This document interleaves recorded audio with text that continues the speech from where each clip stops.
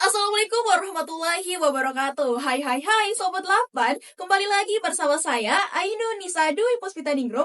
Dan kamu lagi dengerin podcast SMA Negeri 8 Makassar.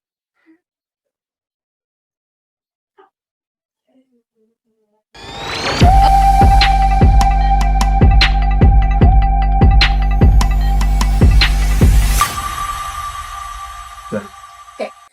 Hai Sobat 8, terima kasih sudah mengklik video ini dan pastikan kamu nontonin sampai habis ya.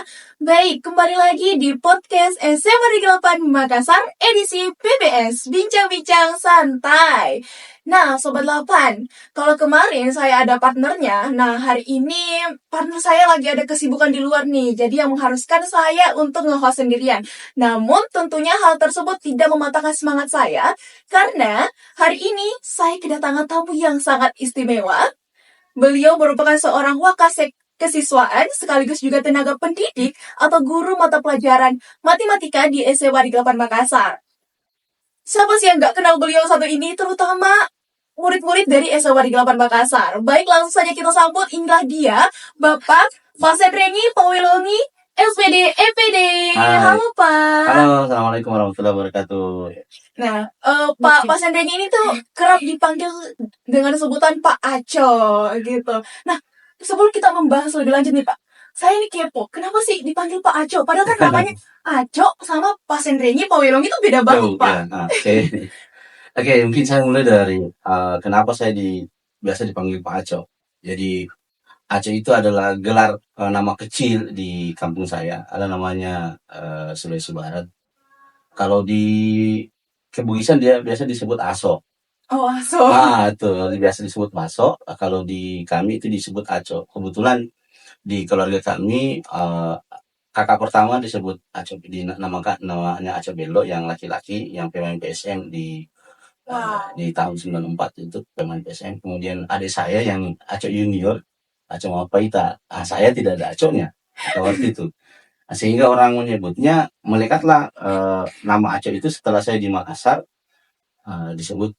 dipanggil Aco. Setelah waktu saya mengajar di SMA 19 Makassar itu, saya dulu di sana 13 tahun, dikenallah Aco.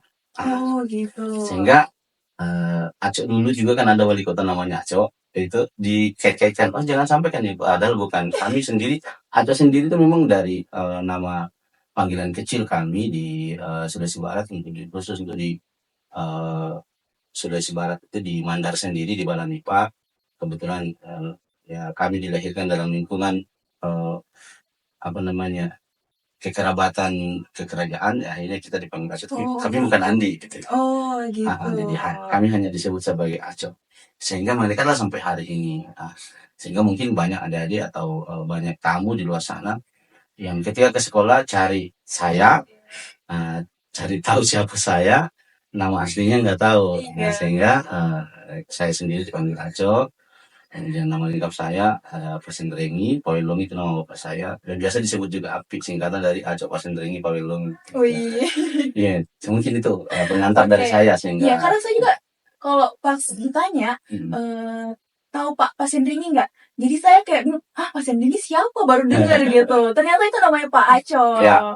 Gitu. Oke nih, Sobat 8, jadi hari ini saya bersama Pak Aco akan membahas tentang bagaimana strategi meningkatkan pendidikan karakter di era modern. Nah, sebelum kita masuk ke pertanyaan pertama nih Pak, saya mungkin mau sedikit cerita. Alasan saya mengapa saya ingin membahas mengenai topik tersebut, karena akhir-akhir ini tuh saya sering banget melihat berita-berita tentang penyimpangan-penyimpangan yang dilakukan oleh pelajar di Indonesia. Apalagi kan di era yang serba digital saat ini, makin mudah kita mengakses internet. Dan melalui internet tersebut, kita sudah melihat banyak sekali berita-berita, khususnya ya, pelajar Indonesia itu banyak banget yang melakukan penyimpangan-penyimpangan. Contohnya seperti kekerasan seksual, kemudian perundungan yang paling banyak gitu. Dan juga tawuran nih Pak.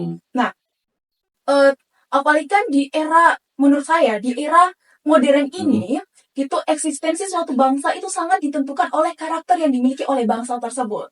Gitu. Nah, jadi itulah dibutuhkan karakter yang kuat agar dapat bersaing di era globalisasi saat ini. Nah, kalau menurut Bapak nih, pertanyaan pertama saya, pertanyaan yang paling mendasar nih Pak. Kalau menurut Bapak, pendidikan karakter itu apa sih?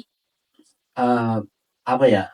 Kita kan gini, era kita kan sekarangnya era Gen Z. Iya, betul. Orang sudah mau mengarah ke generasi Alpha. Iya. Nah, saya juga bingung juga dari mana muasal ada namanya Gen Z dan seterusnya. Kalau kami dulu disebut generasi milenial yang mengarah ke apa namanya transisi dari masa kolonial ke milenial, itu kami berada di posisi itu. Nah, yang mana pada saat kami melihatnya bahwa masalah digitalisasi yang sekarang orang sebut digitalisasi, kami disebut ada namanya dulu komputerisasi. Dari modelnya HP yang besarnya sebesar sebesar gaban gitu, sampai yang sekarang yang ada namanya smartwatch yang kecil banget tuh, tapi kita sudah bisa melakukan namanya bermedia sosial. Permasalahannya adalah ketika sebuah bangsa yang mana generasi penerusnya itu adalah para anak muda yang termasuk kita ini yang SMA ini yang sebentar lagi menjadi mahasiswa, dan tentunya akan menjadi sangat fatal jika kita sendiri sebagai para peserta didik tidak bisa memaksimalkan dalam hal melihat perkembangan teknologi itu dengan baik. Contohnya, sehingga saya sering mengatakan ketika kita tidak bijak dalam hal melakukan teknologisasi atau digitalisasi, maka atau menggunakan teknologi, maka yang terjadi itu adalah kita akan kebablasan. Kita akan selalu menjadi followers. Kita tidak akan menjadi orang yang punya ide untuk masa depan. Kenapa saya bilang begitu? Kenapa saya sampaikan begitu? Salah satunya adalah ketika kita kebablasan dalam penggunaan HP. Contoh, hari ini anak-anak itu lebih banyak melihat contoh dari apa yang dilihat di media sosial, sehingga dibutuhkanlah filterisasi dalam hal apa yang dia lihat itu dalam media sosial dan seterusnya, seperti itu. Jadi harus bijak menggunakan teknologi. Siapa itu? Nah, Pak, saya juga pernah membaca salah satu artikel yang mengatakan bahwa salah satu tujuan dari pendidikan karakter itu adalah untuk mengembangkan karakter siswa agar dapat memiliki karakter yang berbudi, bernilai, dan berwawasan kebangsaan. Nah, Bapak kan selaku Wakasek Kesiswaan nih, dan salah satu juga tenaga pendidik di SMA di Makassar khususnya.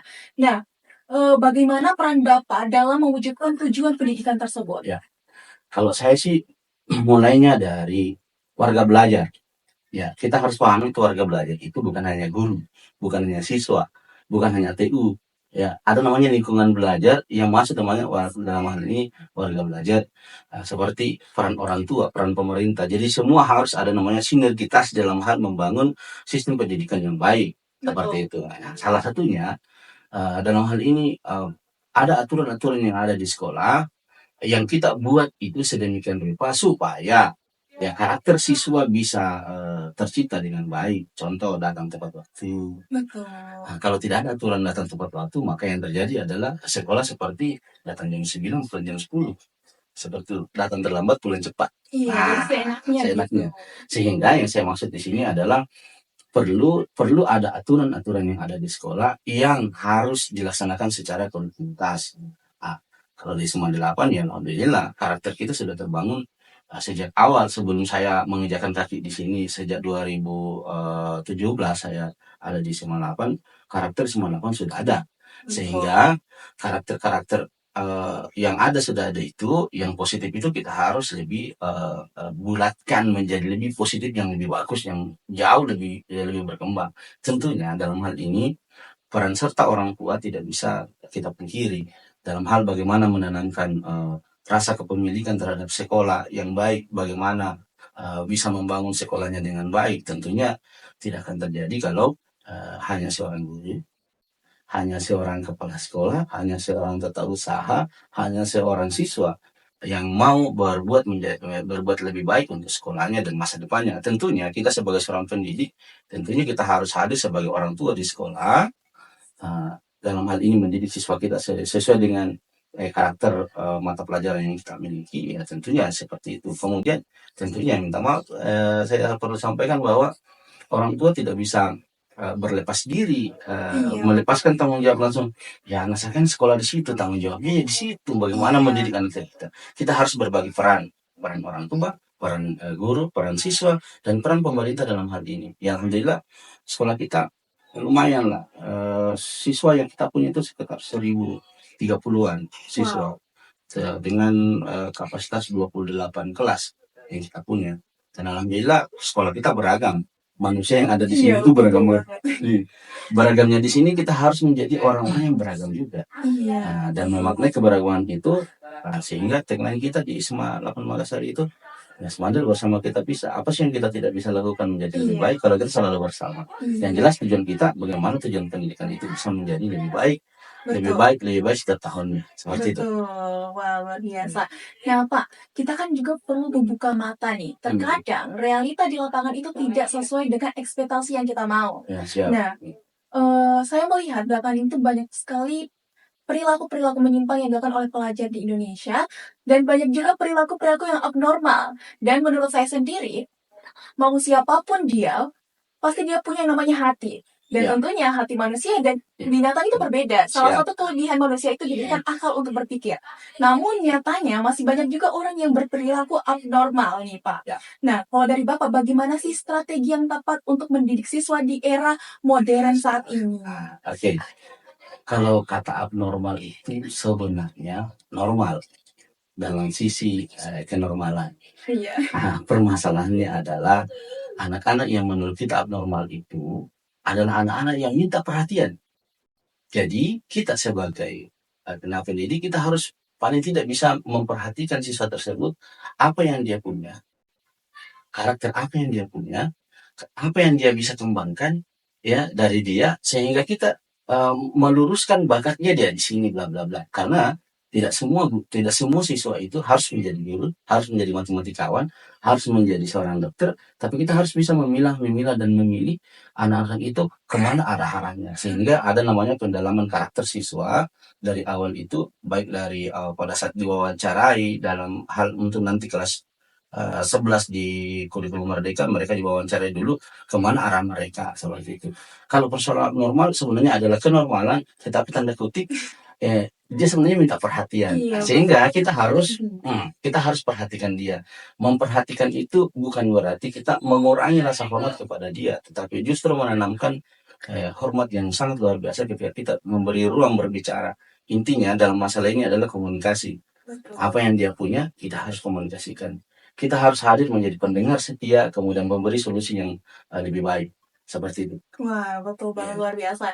Nah, Pak, ngomong-ngomong nih, sudah sejauh mana sih sekolah kita dalam menggerakkan siswa-siswinya untuk dapat memiliki karakter yang baik, bernilai, berbudi, dan juga memiliki empati walas asih? Ya, kalau kita orang sebenarnya menyebutnya SMA 8 itu mirip Man 8. Iya, Ya, bener sih, itu Mas. tanda kutip Iya, ya.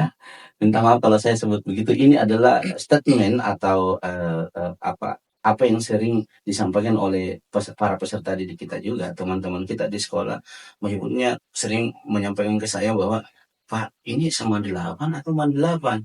Memang iya. kenapa? Semua yang ada di sekolah-sekolah kemadrasahan ada Kayak semua semua di sekolah ini. ini. Sehingga di SMA 8 Makassar itu sebenarnya bukan baru menghadirkan apa-apa yang menjadi program-program para pemerintah, termasuk PJ Gubernur yang kita miliki, masalah literasi Al-Quran, bla bla bla. Semuanya itu kita sebenarnya sudah melakukannya dari awal sebelum ada program itu. Iya, Cuma lebih dikencangkan, bahkan kita ada namanya hatam Quran di sekolah iya, kita itu betul. dulu, dan alhamdulillah akan di launching kembali masalah hatam Quran tiap Jumat.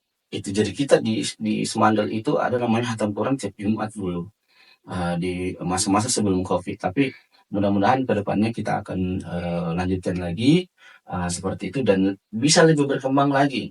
Seperti itu. Persoalan pendalaman karakter anak-anak adik-adik kita atau teman-teman kita yang ada di sekolah ini, terlalu banyak banyak karakter yang kita punya, karakter siswa teman-teman kita ya, Iya, seperti itu.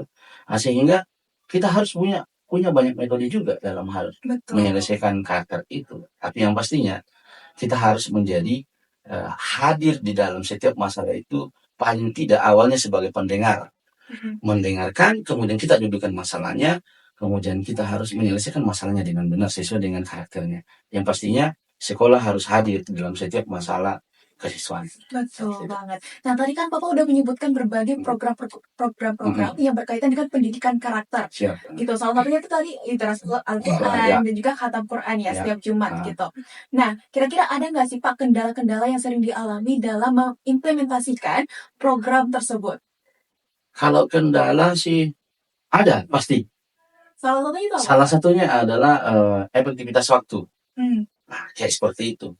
Nah, kenapa saya katakan efektivitas waktu biasa menjadi kendala? Waktu durasi yang kita punya itu tidak banyak. Mulai dari menyiapkan alat, mulai dari menyiapkan teman-teman kita secara teratur, baik di lapangan maupun di masjid atau dalam kelas seperti itu. Sehingga efektivitas sangat perlu. Sehingga dalam hal ini kehadiran teman-teman pengajar juga di jam-jam pertama atau yang mengajar jam pertama di sekolah kita itu memang harus hadir lebih baik gitu.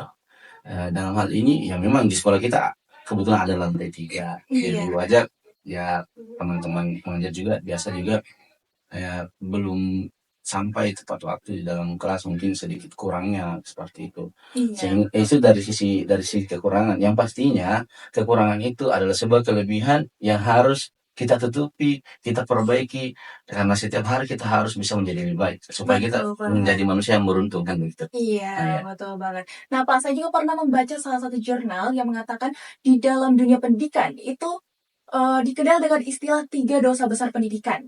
Salah satunya adalah kekerasan seksual, kemudian perundungan dan intoleransi.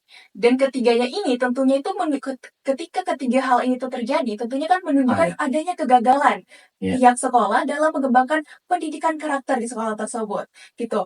Nah, kira-kira kalau di SMA Negeri 8 Makassar ada nggak Pak tindakan khusus yang diberikan kepada siswa yang melakukan penyimpangan-penyimpangan tersebut? Kalau kekerasan seksual, alhamdulillah sejak saya di sekolah ini nggak ada. Iya. 0%. Clear, nggak ada ya, Pak, ke depannya. Terus intoleran, no. Ya, 0%. Tidak akan ada intoleran di sekolah kita karena di sekolah kita sendiri di saat ada mungkin kajian Jumat, kemudian di sisi lain juga ada teman-teman kita yang Kristen, itu kita berikan ruang khusus untuk mereka juga beribadah. Iya, betul. Nah, yang masalah perundungan itu tanda kutip memang dalam kategori ini di kebanyakan orang dia mengeluarkan kalimat itu dianggap mungkin bukan itu adalah perundungan. Tetapi itu kata-kata klise juga adalah bagian dari perundungan secara kalimat seperti itu, verbal seperti itu. Sehingga kita harus lebih banyak mengkampanyekan bagaimana kekerasan verbal itu sebaiknya dikurangi dan bahkan harus dimusnahkan di SMA Negeri 8 Makassar. Sehingga kita harus belajar bagaimana bertutur kata yang baik terhadap teman, terhadap sahabat, terhadap guru. Ya, itu lebih utama. Karena apapun itu, segala sesuatunya harus bisa menjadi lebih baik dari tidak tahu menjadi tahu. Karena saya percaya satu hal, mulutmu adalah harimau. Yang pastinya setiap orang yang melakukan kesalahan pasti dia sendiri yang akan bertanggung jawab. Dan kalimat terakhirnya di sekolah ini penanganan masalah selalu kita sifatnya sifat kekeluargaan, menghadirkan orang tua, menghadirkan siswanya, menghadirkan gurunya, menghadirkan pelakunya kalau ada kejadian, menghadirkan korbannya, kemudian kita diskusikan secara matang bagaimana menyelesaikan masalah itu secara kekeluargaan. Itu pastinya di SMA 8. Ya, luar biasa sekali. Seperti itu. Gitu. Nah, Pak, bagaimana sih peran sekolah dalam mengembangkan lingkungan sekolah menjadi lingkungan belajar yang aman, damai, dan tentram juga bersahabat? Kalau menurut Bapak sendiri? Pertanyaan ini sebenarnya sudah pernah ditanyakan oleh pihak lain bagaimana sekolah SMA 8 bisa menjaga track record. Iya, betul. Tidak pernah terlibat tawuran. Ya, seperti itu ya. Tanda kutip minta maaf kalau ada sekolah-sekolahnya yang terlibat tawuran, bahkan ada perang angkatan dan seterusnya. Kalau di sekolah itu tidak ada. Iya. Karena kakak menyayangi adiknya, adik harus menyayangi Kakaknya. seniornya seperti itu. Iya. Sehingga tidak ada di Semangat Makassar itu tidak ada istilah senioritas. Satu kantin bersama. Satu kantin bisa, kalau sekolah lain ada kantin-kantin yang tidak ya tidak ada masalah, itu urusan mereka. Iya, Yang betul. jelas di Semangat budaya kita adalah bagaimana satu kantin itu bersama seperti itu. Kemudian sama rata, tidak ada Iya, nggak boleh tidak boleh membeda-bedakan tidak ada gitu. seperti itu. Dan kami pun tidak pernah apa namanya melupakan eh, lingkungan sekitar, dalam hal ini pemerintah. Kami mendengarkan tutua-tutua dari para pemerintah, ketua RT, RW, Bimas, Babinsa, dan seterusnya. Kita hadirkan di sekolah bagaimana bisa menghadirkan sekolah yang ramah, kemudian Betul. sekolah yang aman, dan paling tidak ini yang paling sekarang itu kita bagaimana kita bisa mendapatkan sekolah ramah anak, sekolah aman, dan sekolah sehat. Pastinya pemerintah punya andil besar dalam hal menjaga nama baik SMA 8 Makassar. Selain SMA 8 Makassar sendiri, secara Iya, betul. keseluruhan. Ya. Oke Pak, nih pertanyaan terakhir nih sebelum Hmm. kita menutup sesi BBS hari ini. Nah, rata-rata itu kan Pak, menurut saya ya, pendalaman karakter yang dilakukan oleh sekolah itu rata-rata lebih menekankan pada nilai-nilai kebaikan. Siap. Mana yang baik, mana yang buruk. Namun nyatanya berdasarkan realita, masih banyak juga siswa-siswa yang kurang dalam mendalami karakter tersebut. Lantas bagaimana sih Pak solusi yang tepat untuk mengatasi masalah tersebut? Nah, itu balik lagi pada perasaan. Ini bawa perasaan. Iya. Nah, setiap orang tua selalu menginginkan anaknya menjadi lebih baik daripada dia. Betul. Demikian pula guru kita semua sangat menginginkan apa yang menjadi sisi terbaik dari kita semua itu keluar semua. Jadi mungkin dengan suara yang agak tinggi disampaikan ke kita. Tapi kita tidak boleh baper karena ada satu sisi yang dilihat kita di dalam diri kita itu kita tidak bisa lihat, tapi orang lain bisa melihat. Sehingga berkembangnya seseorang menjadi lebih baik itu pasti membutuhkan orang lain yang lebih tua. Seperti itu.